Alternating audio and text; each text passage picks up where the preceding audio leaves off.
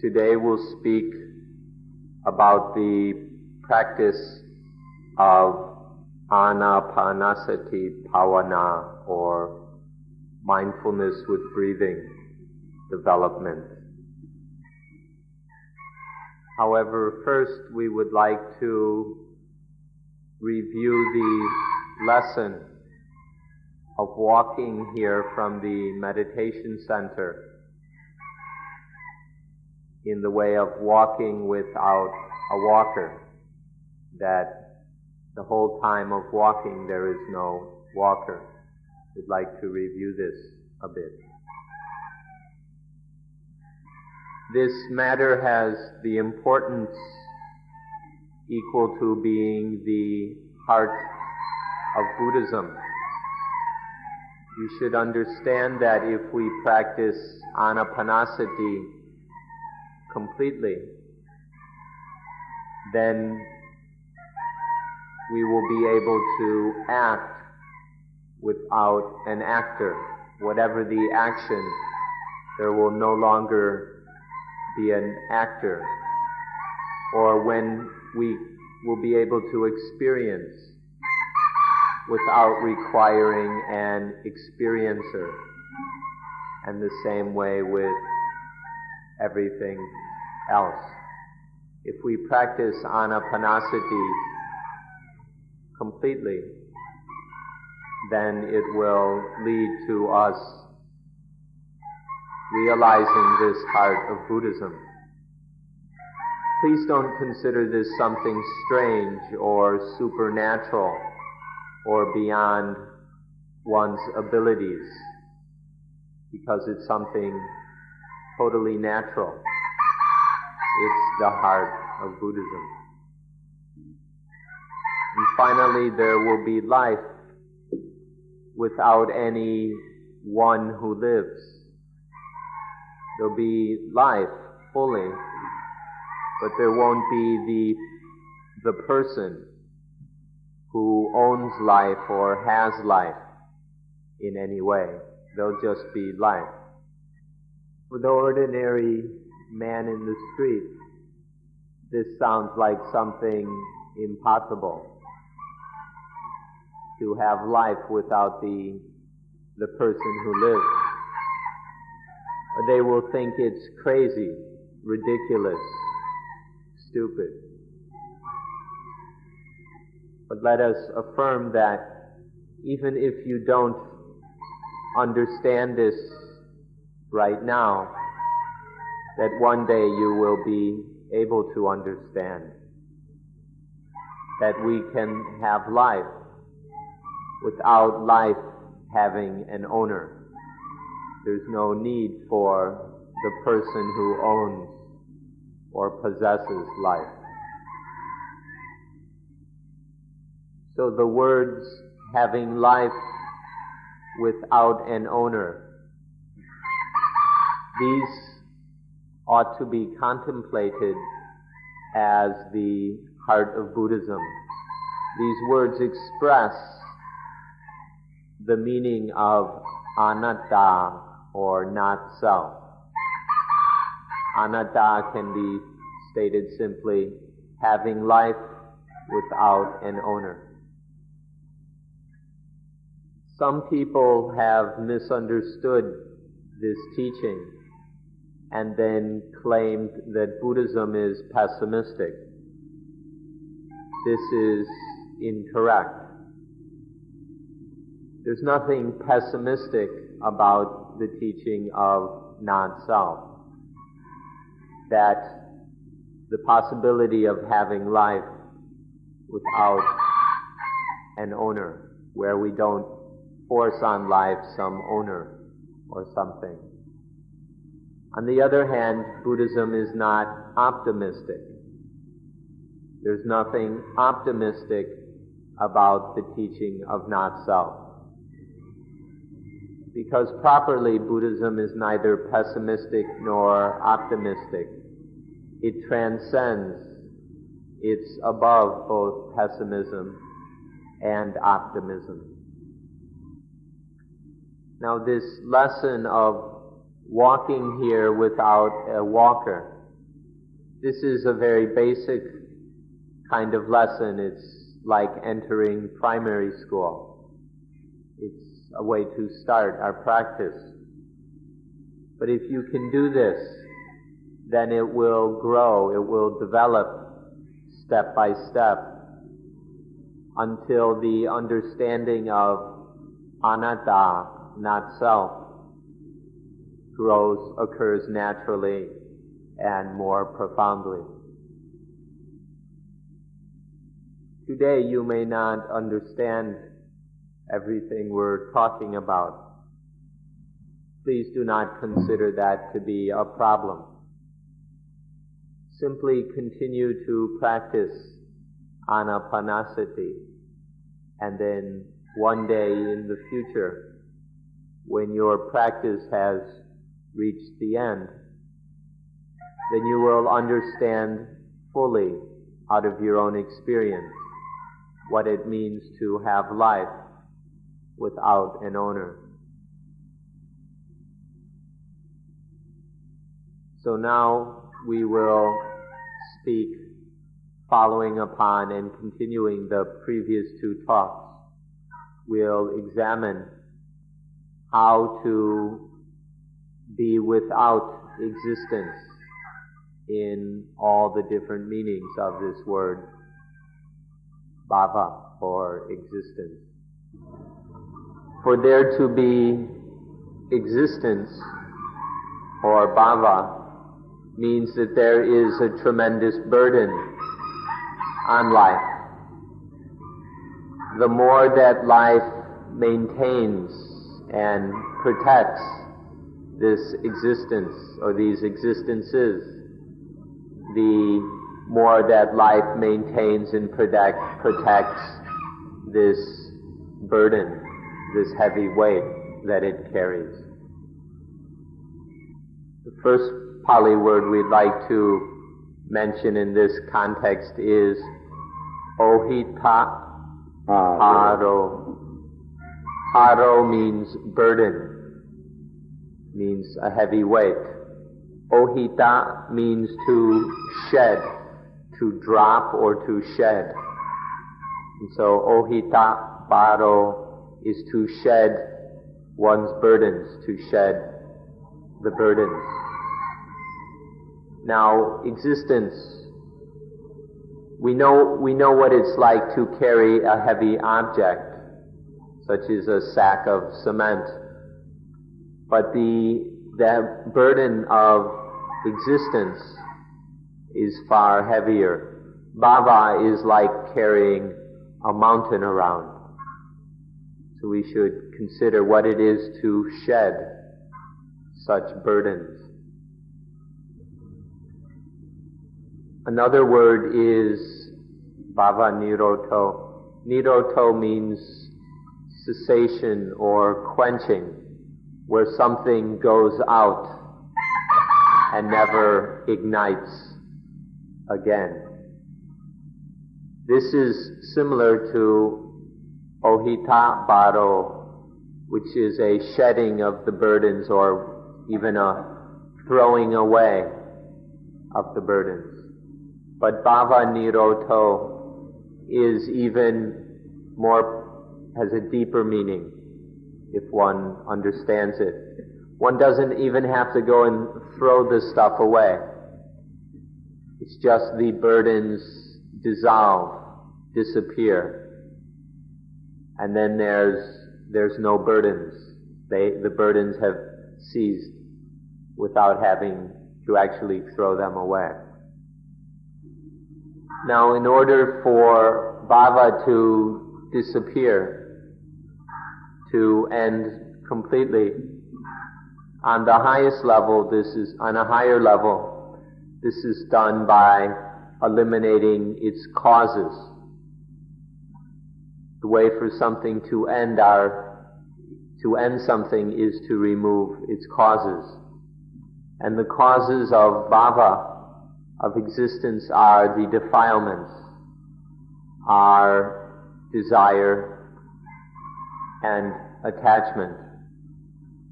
when one can remove the desire and the attachment, then bhava will disappear automatically. The Pali words here are a little longer. It's not necessary that you remember them, but they are parikkhina bhava sanyojano, which means sanyojano is a fetter, a bond. And so parikkhina is to sever, to cut, slice through completely, to sever all bondage to existence. When one has cut through all bondage to existence, there is no more desire or attachment to cause further bhava. And then the causes, the conditions for bhava have been totally eliminated. And then bhava has disappeared. This kind of activity is called discovering the treasure hidden on one's forehead. It sounds a little ridiculous that there is something hidden on our foreheads which we need to discover. But this is in fact the way life is. It's like there's something on our foreheads which is hidden to us and we can't see it, can't find it. So our practice is very much one of discovering what is hidden on our foreheads. This, when we speak of, or our inability to see what is hidden on our foreheads is called avijja, which means non-knowing or ignorance. But this is a more subtle meaning of ignorance than the other meanings with which you're familiar. Something very subtle about this level of ignorance that leads us to not even trying to see what's on our foreheads. Not only do we not see it, we don't even try, we don't even care. Discovering what is hidden on our foreheads then is the supreme art of Buddhism. The practice of mindfulness with breathing is able to eliminate ignorance. It can successively cut through ignorance, and therefore we say that mindfulness with breathing is an art, step by step. Every step of the way, every lesson from beginning to end is then a very refined art, the kind that will eliminate ignorance. And so this is why we have made arrangements for you to study and practice mindfulness with breathing at our meditation center, so that you will then be able to use this art. It seems that nowadays there are many kinds of meditation, many different forms, all of which are later products, things that have been created and produced long after the Buddha's time. Here we're not interested in any of those. We're interested in the original form of meditation which the Buddha taught. This is sufficient and satisfying for us. Learning about all the newer methods is very complicated, and there are so many to choose from. We feel that it's more than enough to just stick with the original approach of the Buddha. So Why have we chosen this form of meditation? The first reason is that it's convenient. Our breath is always with us. The breath is a very convenient meditation object. Wherever you go, you take it with you. This is a portable kind of meditation. It doesn't depend on a certain place or certain paraphernalia or certain teacher or anything like that. The breath then is the most convenient object for meditation. Further, Anapanasati is calm and peaceful. It's a cool kind of meditation. There's nothing tumultuous or disturbing about it.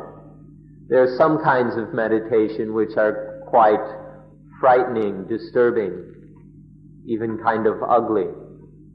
For example, meditation using corpses. Unlike those, Anapanasati is a calm, peaceful, cool kind of meditation, as well as being convenient. The Buddha himself stated that he attained or realized the highest perfect awakening while practicing Anapanasati. And so he advised it to many others, and we in turn advise it and recommend it to you. And this system of practice can be followed from the very beginning to the final end of our spiritual life. Unlike some practices that are only used under certain circumstances or for a certain period, and then we have to switch to another kind of practice. This system of practice, Anapanasati, as the Buddha taught it, can take us from the very beginning all the way through to the end. And there's no need for us to switch to different kinds of meditation. It is suitable for the entire brahmacharya. The brahmacharya is a term the Buddha used. It means the highest or the supreme way of living. And so, we often translate it now the spiritual life. So for the entire spiritual life, this system of practice is appropriate. Sila, which is a kind of natural morality in life. Samadhi, which is training and development of the mental powers and faculties. And Panya, the development of insight and wisdom. These three, which make up our practice in morality, in mental training, and in wisdom. These which are our practice, as well as that which is the results of practice, which we speak of as being Magga, Phala, and Nibbana. Magga is the level of insight. When wisdom has reached a sufficient level, it becomes a kind of insight which cuts through our habits of attachment, our ignorance. And then there is Phala, which is the fruits that certain attachments have been ended, they've been cut through and eliminated. And then there is Nibbana, which is the coolness that results when attachments have been ended. These express the results of practice, the cutting through of attachments, their having been ended, and the coolness that spontaneously arises when attachment is ended. Whether speaking of the practice or the results, all of these are contained directly within the system of practice which we call mindfulness with breathing. Ways of practice, or practices which have other names, for example, the Noble Eightfold Path, are already included in mindfulness with breathing. Mindfulness with breathing is the Noble Eightfold Path, or kinds of understanding that go by other names, such as the Four Noble Truths, the Ariya Satya. These too are included within Anapanasati. This kind of practice includes all the practices and all the understanding of Buddhism. In this one practice we get the whole package. Here, Anapanasati means to be interested in, to pay attention to some Dhamma. Dhamma means something we ought to be interested in, something of value and importance to us. Anapanasati is to pay attention to examine some Dhamma with every moment that we are breathing in and breathing out, to attend to this something of importance while breathing in and breathing out. And then we can exchange these Dhammas. After the first one, then we move on to a higher Dhamma. And then when we've studied that one sufficiently, we move on to another one. And then so step by step, we exchange Dhammas for higher ones until reaching the highest, until reaching the end of our practice.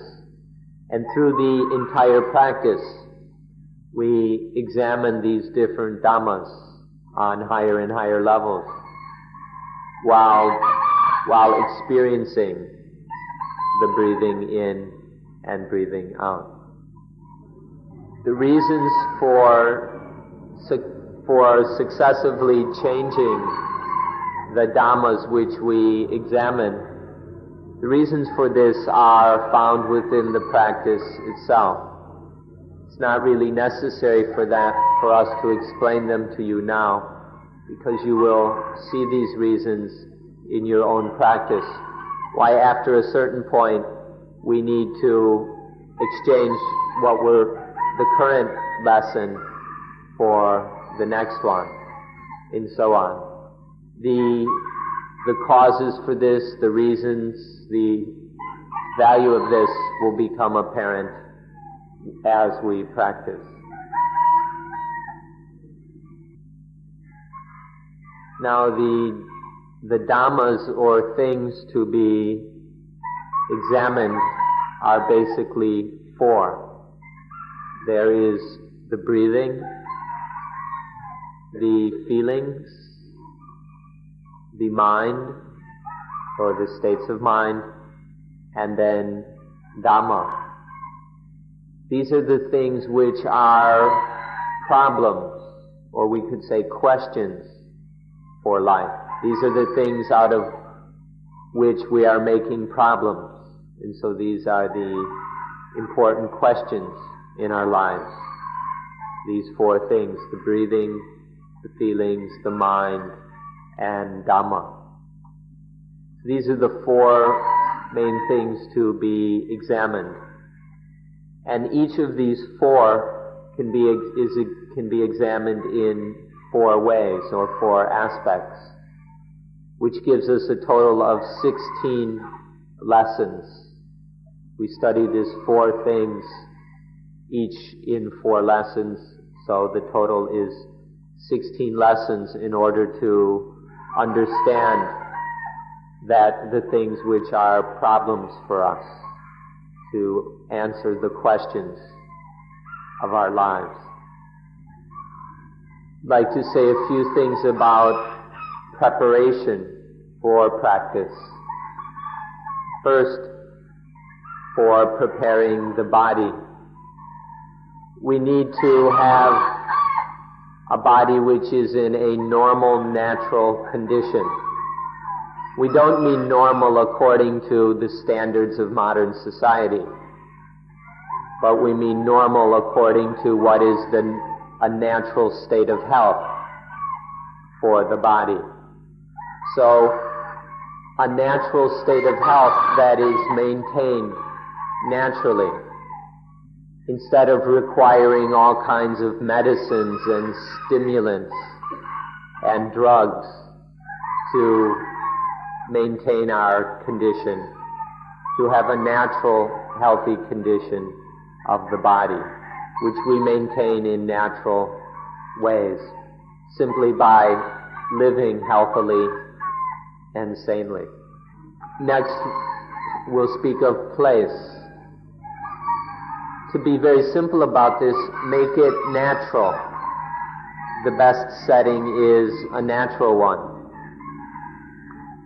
There are some rather foolish people who think that we have to meditate in an air-conditioned room. In Bangkok, there are some meditation groups who have very expensive, huge meditation rooms, which are air-conditioned. And the people insist you can only meditate in such a place. But there are others who cling to the idea that the place must be totally silent, that if there's any sound or noise that we can't meditate at all. This is also rather foolish. One should just look at the example of the Buddha, who meditated in natural places. In a natural setting, it's quite easy to find solitude, seclusion. Even if there is some noise and activity around us, all we have to do is leave those things alone. If we don't pay attention to those things, then we have our solitude. Especially if we forget the self. If we forget ourselves, then there is automatic seclusion and solitude, even if there is various things going on around one. This is how to prepare one's place. Now, we're not saying that one has to go looking for the perfect forest or cave or something like that. It's just a principle of making one's surroundings as natural as possible. One finds the best conditions that are available, but when one cannot find the perfect place, one makes do with whatever one has. We find what's available and make the best use of it. So one need not be obsessed with the perfect place. One just uses what's available. The true meditator can meditate even in a theater, even in a busy theater, or on the train with all the rattling and noise on the train. One can still meditate in those places. Or in a factory with loud and pounding, banging machinery. One can still meditate even in such conditions. The only real difference is that those places it's a bit more difficult.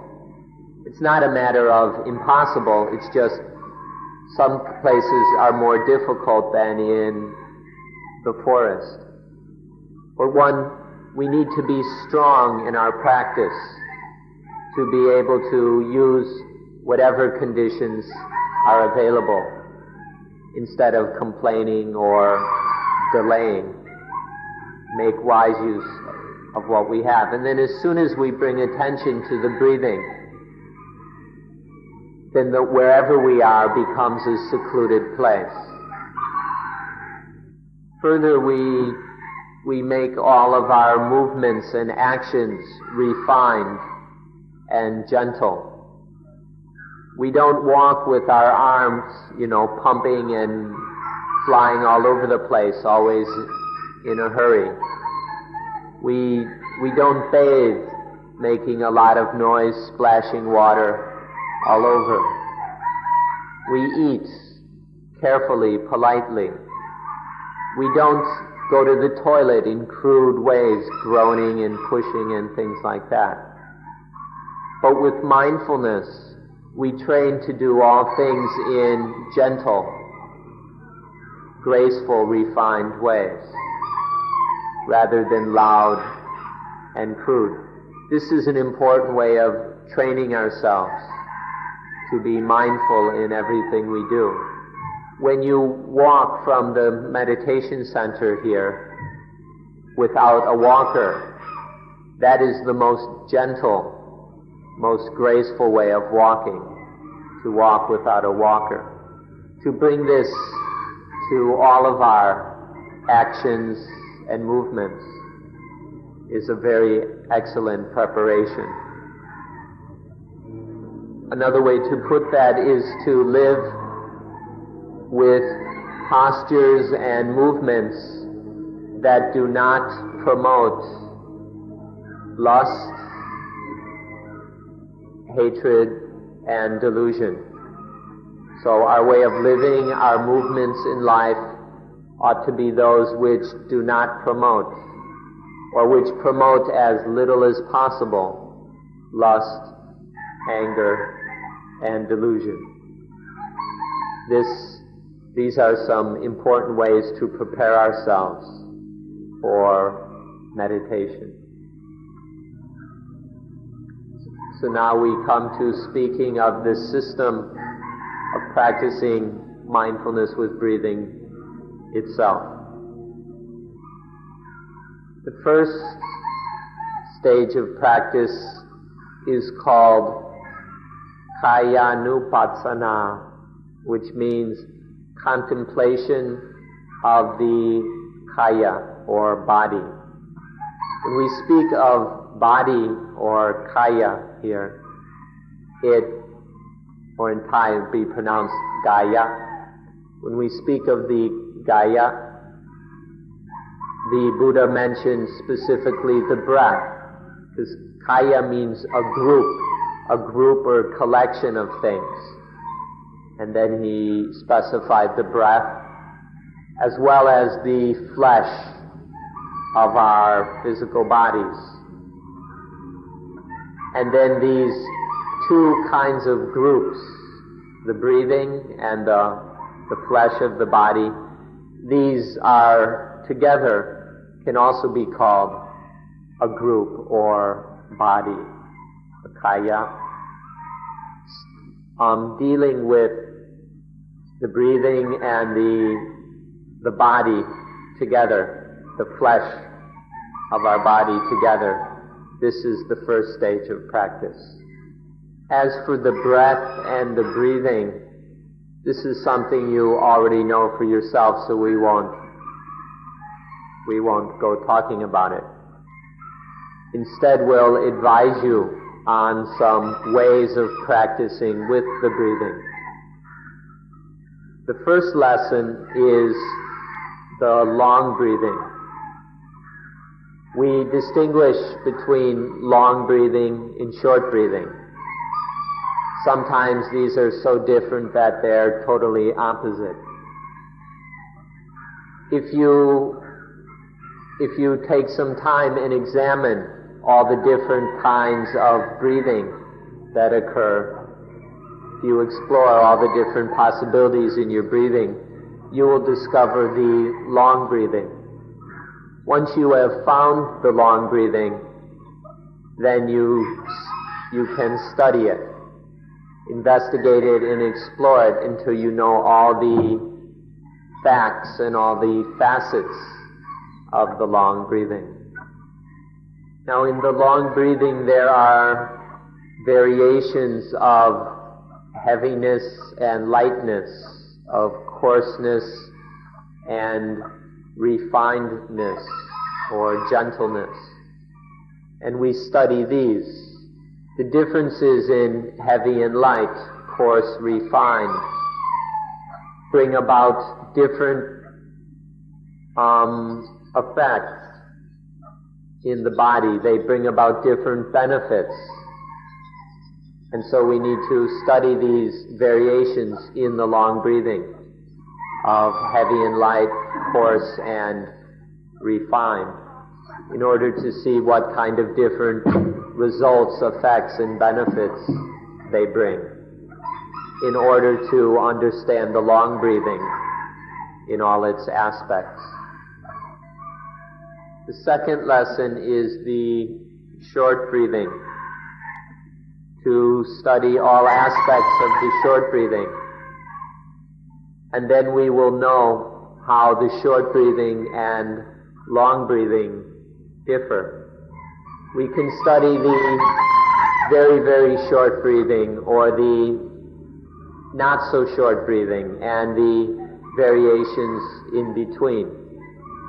We study the different kinds of short breathing to see how they differ in activity, effect, and benefits.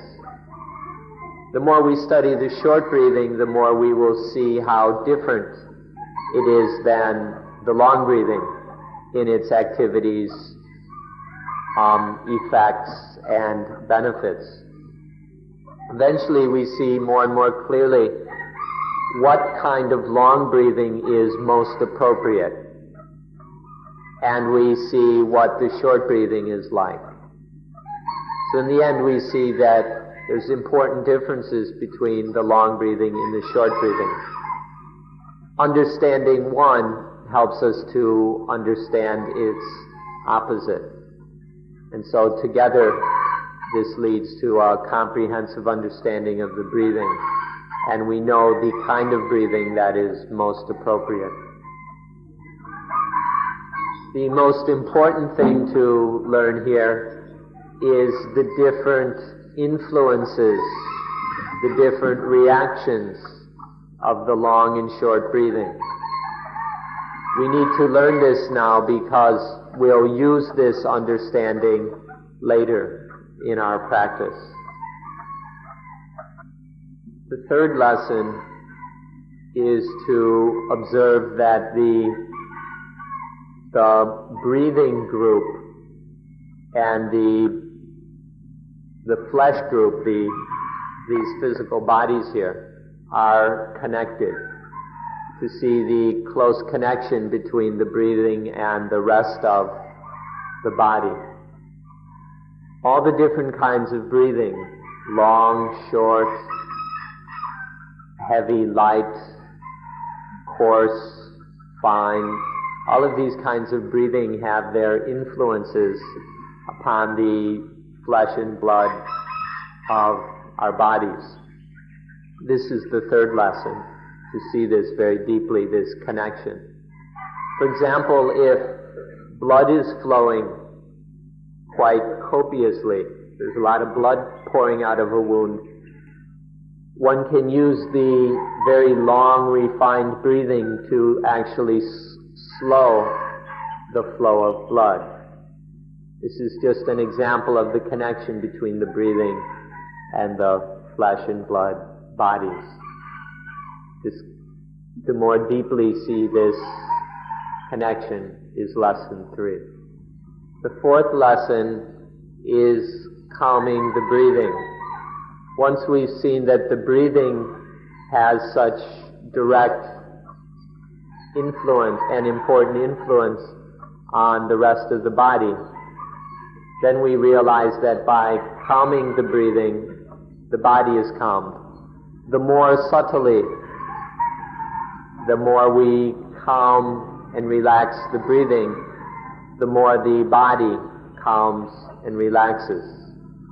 So in order to have the relaxed, calm, healthy body that we require for meditation, we can use the breathing. We can't bring this about directly, just by telling the body to be relaxed. but we can use the breathing in order to calm the body. So the fourth lesson here is refining and calming the breathing. Now one should ask, what will be the results and benefits of practicing these first four lessons? We can answer that there will be much more mindfulness than before. However mindful you were before beginning this practice, through working on these four lessons, there will be far more mindfulness. There will be far more samadhi. The mind will be much more stable, strong, clear, alert. And there will be much more wisdom. Our comprehension and understanding of the things in our lives will be much more extensive than before. We can say that sila, samadhi, and panya are developing. Sila is usually translated morality, and people often think of it as following rules, whether the 5 rules of Buddhism or the 10 commandments or whatever. But here we don't need to have such a crude kind of sila, of normalcy or morality, but just that one is able to control oneself by practicing Anapanasati. The self-control and discipline inherent in that is a very natural kind of sila. And this we have much more than before. The samadhi, the ability to develop and properly use our minds, is getting much better. And then the panya, the right knowing of the things in our lives, is also growing. So these are the benefits of practicing the first 4 lessons. And further, we can have comfort and happiness whenever we want. The more skillful we are at lesson 4, the better our ability to be happy, to be relaxed, comfortable, and happy whenever we wish. Whenever we need some happiness, we can bring it about by practicing lesson 4. This is very valuable, to have this ability to be happy. But don't go in attaching to it, clinging to it, turning it into some kind of bhava, some formish existence. Don't go that far, but to just be able to have this comfort and happy feeling is another result of lesson 4. And an even better result is that we will be ready to practice further, to practice on a higher level. This is an even better result. Once we've finished the stage of practice dealing with the body, then we come to the stage that deals with the vedana, or feelings. This also has 4 lessons, so sometimes it's called a tetrad. Now it would be quite difficult and time-consuming to go and study all the possibilities of feeling. So we'll take specifically the feelings which are most important, which are most necessary for us to understand and control. The first of these that we'll study is called piti, which can be translated as rapture. It's a strong, excited kind of joy. It's got a lot of energy to it. It's very stimulating. It can even be quite kind of shaking. There's a lot of kind of movement in it. We need to taste this feeling. We taste it, we kind of drink it, experience it, until we know it thoroughly, we know all about it. through our experience of it. The second lesson of this stage, or the sixth overall, is to study the kind of feeling which is calm and cool. Piti is still kind of shaking and trembling. It's very stimulating. So then we come to the kind of feeling, the kind of happy feeling which is calm and cool. It's a very calm kind of contentment, which is called sukha. You can translate it as happiness, or even bliss, if you wish. But the thing to recognize is that it's calm, that it's cool. So now we taste and experience this kind of feeling until we know it thoroughly. And then we'll know the range of happy feelings from the excited, stimulating, kind of trembling piti to the calm, cool sukha. So we'll know the range from very stimulating to very calm. So there are these two kinds of satisfaction. When we're satisfied in a rather crude way, that's the stimulating piti. When the satisfaction is very calm, when it's more of a contentment, we call that sukha. Now we examine and experience these just enough to get to know their natures. We're not getting attached to these and getting all involved in them, but one just maintains and controls them enough to experience them in order to understand their nature. We don't go turning them into a lot of existence and ego, but we understand their natures so that we understand how Dhamma works.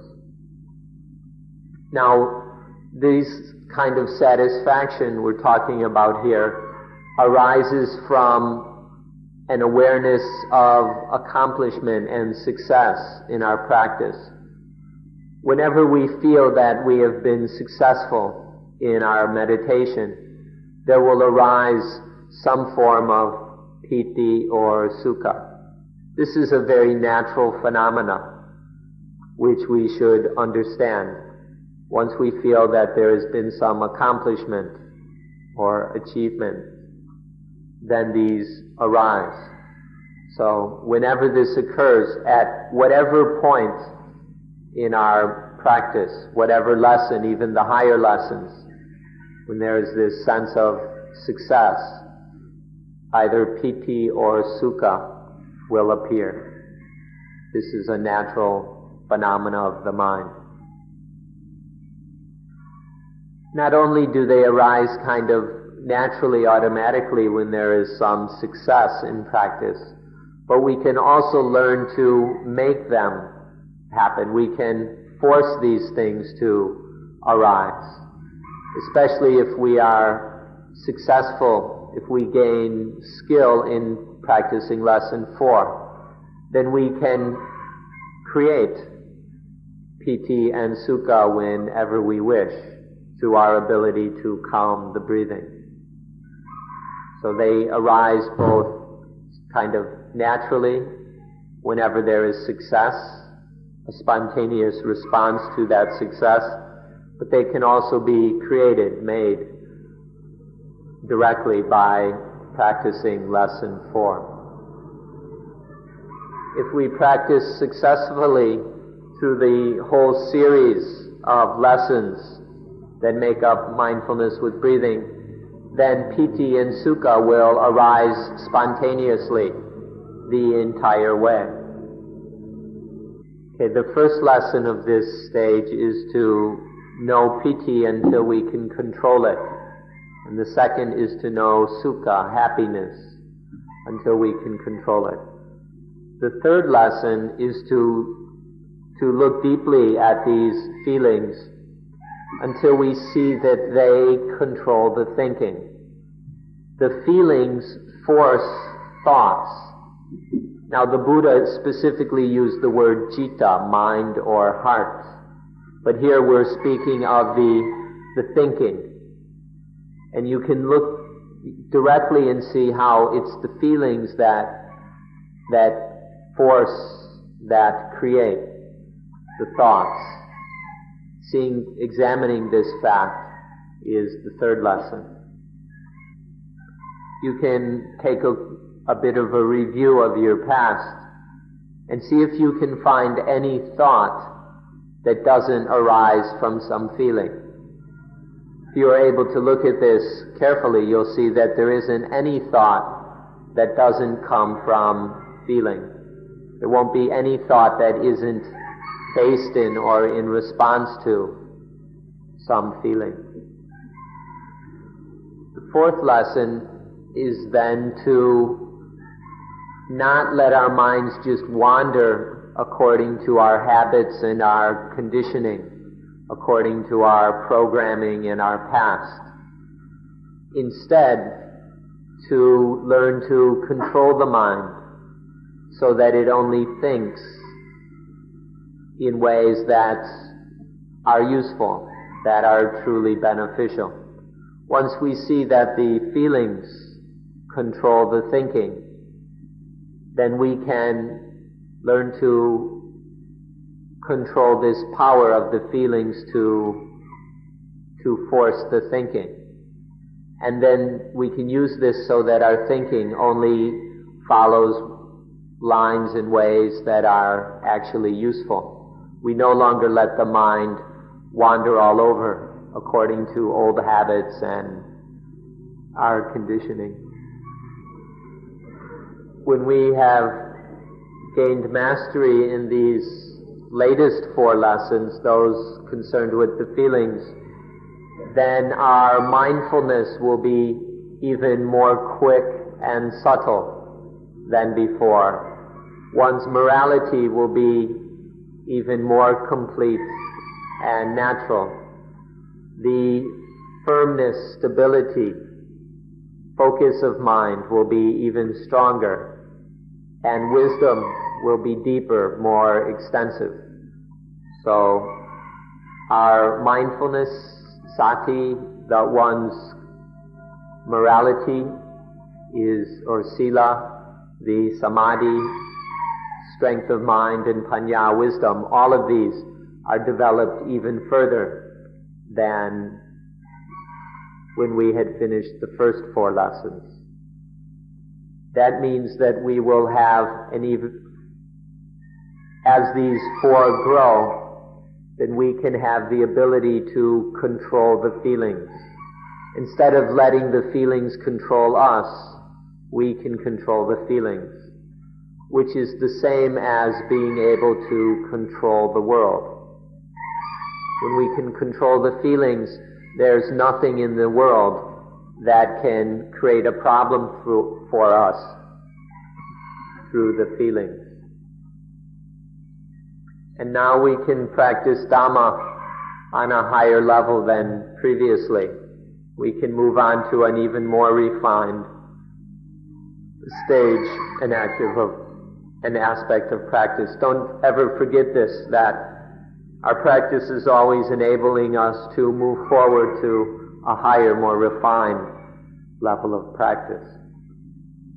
Which brings us to the next stage, that concerning the citta, the mind or heart, in which there are four lessons also. The essence or purpose of these lessons is that we will know the thing called mind thoroughly. We'll have a thorough and complete understanding of mind, and we'll be able to control the mind according to our aims. The first lesson here is to know every kind of mind, to know the mind in every kind of type or condition it has. This we need to speak of in some detail in order for you to understand. Now, in many cases, we know the different kinds of mind by direct experience, by experiencing that mind itself.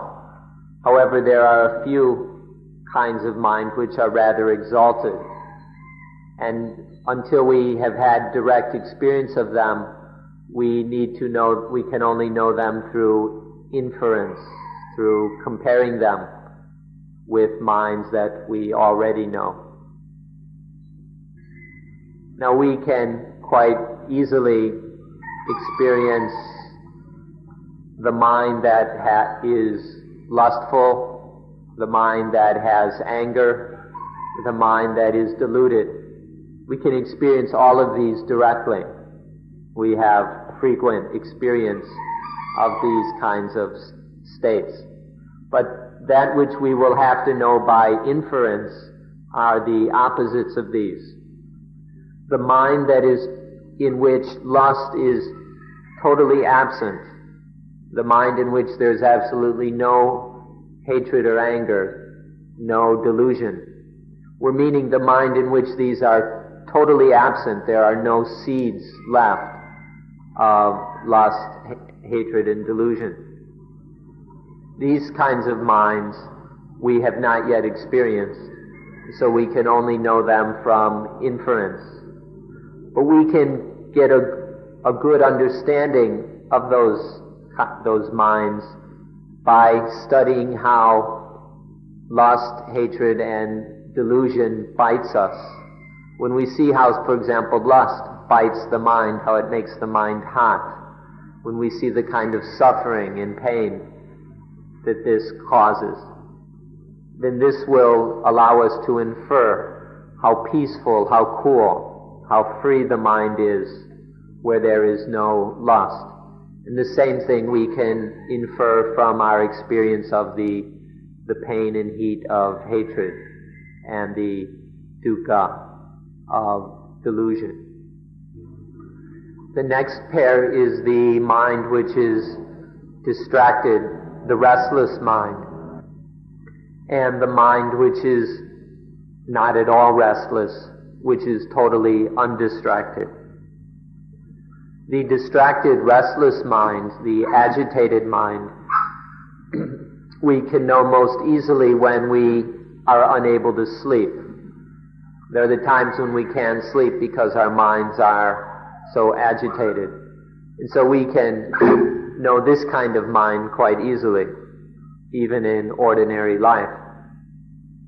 The mind that is totally undistracted, however, is right now beyond our ability to experience. And so we must infer it from our observation of the mind that is distracted. But we can observe the distracted mind in such a way as to understand its opposite, the mind that is not distracted, when there is the peace of non-distraction. Next is the mind which is highest, the kind of supreme level of mind, or the not yet highest mind. Now we know that quite obviously our minds are not yet on the highest level. So first we can study that. We can experience the mind which is not yet on the highest level. And then after we have experienced that thoroughly, one can see how this mind which always has some dukkha, where there is always some level of dissatisfaction in this mind, this not yet highest mind, then we can get a sense of how the highest mind is totally above all dukkha. The next pair is the mind which is vimutti and the mind which is not. Vimutti means emancipated. So, knowing the mind that is emancipated and the mind that is not. For now, the mind is not yet emancipated. And so, we know that. But we also, and so we see the mind that still has troubles, still has problems. The mind where there is still bhava, sexual existence, formish existence and formless existence. And from seeing these problems of these different existences, then one can get an understanding of the mind which is emancipated from all states of existence. The last pair is to know whether the mind is immovable or not. The mind that is immovable is the mind that can never be, where nothing can change it. Where nothing can change it. This is the mind that has a Dhamma Yada, which we'll speak about later. The mind that has a Dhamma Yada is unchangeable, unshakable, invulnerable. But now the mind has all kinds of problems. It's changing from who knows how many times each day. And so there are all kinds of things can come and change and shake and affect this mind. From studying the vulnerability, the mutability of the mind, then we can also understand the mind that has a Dhamma Yada, the immovable mind. Now we study all of these different states of mind in order to know them so that we can choose the best kind of mind, the mind that is most appropriate for us to aim for. By studying them all, then we will realize the kind of mind that we really need, the kind of mind that is most healthy. And so we study them with this purpose, to be able to choose the kind of mind which is most appropriate. The second lesson of this third group is to make the mind joyful, to have a mind that is in a state of true joy or delight. Now this doesn't mean a mind that is joyful or enjoying different kinds of existence, sexual, formish, and formless existence. But it's the mind that has the joy of Dhamma, a kind of joy which is higher and more pure. And so the mind, we delight it, we make it, we train it, however you want to put it. The mind trains in being joyful on higher and higher levels until this mind, there is the kind of mind which is joyful in the most satisfying kind of way, the kind of mind that cannot be affected or changed or manipulated by anything. The third lesson here is to stabilize the mind, to stabilize or secure the mind. This is the literal name of it, but the meaning doesn't come out quite clearly enough. There are certain qualities of the truly stable mind that need to be explained to properly understand this lesson. The first factor is cleanliness. This mind is clean.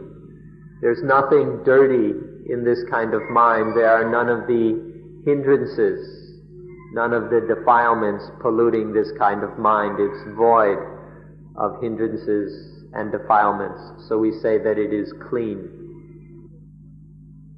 The second factor is the mind can gather all its energy and focus it in a single point. Normally the mind's energy is kind of just spreading all over or radiating outward in all directions. But when the mind can gather all that energy together and focus it in a single point, this is the second quality, this focused, concentrated quality. It's like a magnifying glass which can take the rays of the sun and focus them into a very powerful point which is strong enough to even light paper on fire. The third factor is a flexibility or agility of mind. And what this really means is the mind is ready to work, or the mind is active. If the mind is stiff or thick or sluggish, then it's not really ready to do anything. But when the mind has this activeness of flexibility and agility, it's no longer a hard or a confused mind. When it has this activity, then it's ready to do any duty, to carry out any responsibility. This activeness, this readiness of mind, the mind that is fit for its work, is the third factor. This quality of mind is the third factor. If the mind isn't clean, it won't be able to gather and collect its energy, to focus its energy. And if the energy of the mind isn't focused, then it won't be properly active. And so these are connected in this way. The mind must first be pure, be clean, in order for it to focus all its energy in one point. And then the mind must focus itself in order to be truly active and ready. The next lesson is to release or let go anything that the mind is clinging to, or anything that is clinging to the mind. The mind releases, to release the mind from anything clinging to it, or the release the thing from the mind which is clinging. Now, sila, or morality, can release things in its way. And then samadhi, the mental training and development, can release things in its way. And then wisdom releases things absolutely, according to the methods and means, the power of wisdom. And then sati, mindfulness, and sampajanya, which is a kind of wisdom in action, wisdom specifically dealing with the immediate situation. This sati and sampajanya are present in the application of all three, of sila, samadhi, and panya.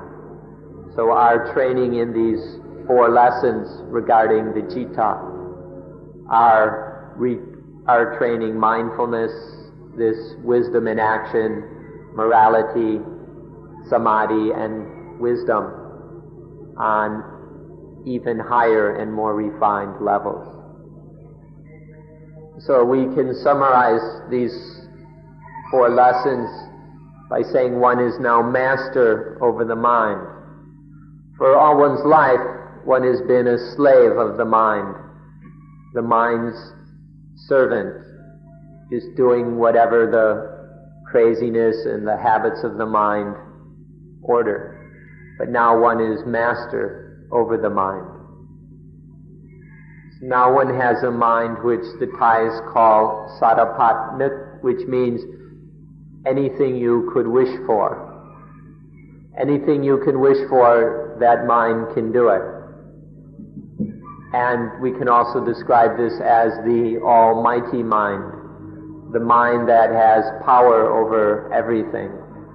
So the results of thoroughly practicing these 4 lessons are the mind that can have anything it wishes for, the mind which is almighty.